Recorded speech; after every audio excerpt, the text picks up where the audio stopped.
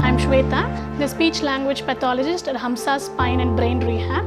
I help individuals to communicate better and swallow better. So basically, individuals after stroke or a brain injury, the cells of the brain is injured. So that is why they will not be able to talk, and few of them will not be able to eat. So there are various categories of disorders like speech disorders, language disorders, and swallowing disorders. So under speech disorders, individuals will have slurring of speech. That is, they will not be able to speak clearly. Their language will be adequate. They'll be able to understand and they'll be able to express correctly, but when they speak, it will not be very clear. So that is called a slurring of speech. So for those individuals, we help them to articulate better, to speak more clearly. And again, for some individuals, the voice will not be very clear post-stroke. So they'll not be able to voice out. It will be very harsh or very breathy.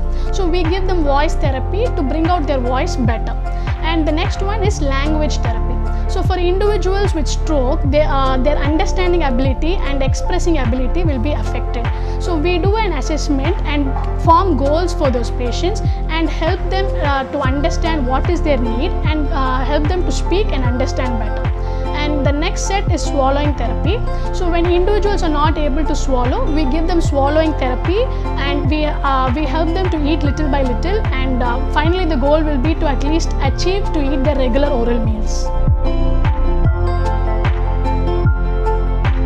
For any individual, like especially if an adult who has spoken for all these years and suddenly after an episode of a stroke or after a traumatic brain injury, if they lose the ability to speak or if they lose the ability to swallow, it is going to be disastrous to their life. So they'll not be able to communicate even their basic needs. So we as speech language pathologists, we assess them, see what is the main need for them, and start speech therapy or swallowing therapy step by step through therapeutic interventions, and we finally find out a way to integrate them into the community effectively.